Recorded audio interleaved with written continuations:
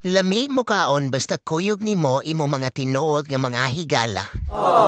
Pero ang pangutana, nahinaw na ba kani sila mga tagsa-tagsa ka mga kamot? Napayusan ako kahigala nga or buyag kusog kaayo mo kaon pero nagkaputot lang ang agi. Kaon maayo para kusgan ig mga buang na. Ana sila, modol kuno ang mga barkada kung daghan ka og kwarta.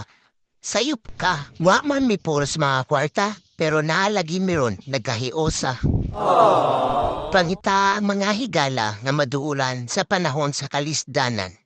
Dili ang higala nga muduol ra kung naay kinahanglan.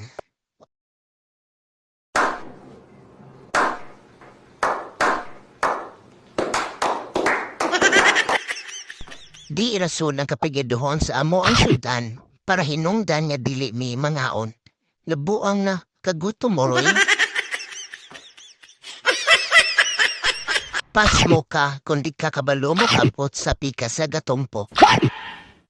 Pinaksiwan nga isda og sinugba nga bangros sang among syudan sulbad na para sa mga barkadang kaon ra ang dakong problema. Og di madala og kabut-kabut sa pikas boundary. Hala, pongkowi ang lamisa, syaro ug manggutman pa.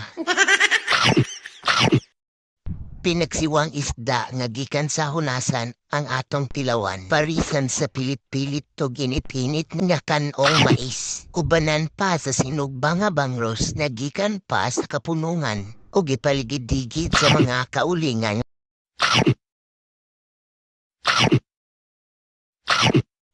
Ganiha nagtapok pa, karon duha na lang sila.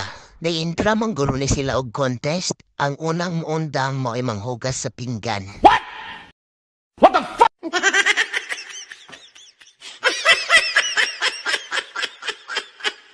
Mapasanaol na lang jud ko sa kahimo sa ilang dahon sa kasagingan. Pati bukog sa bangros wala ipalagpas. Oh my God!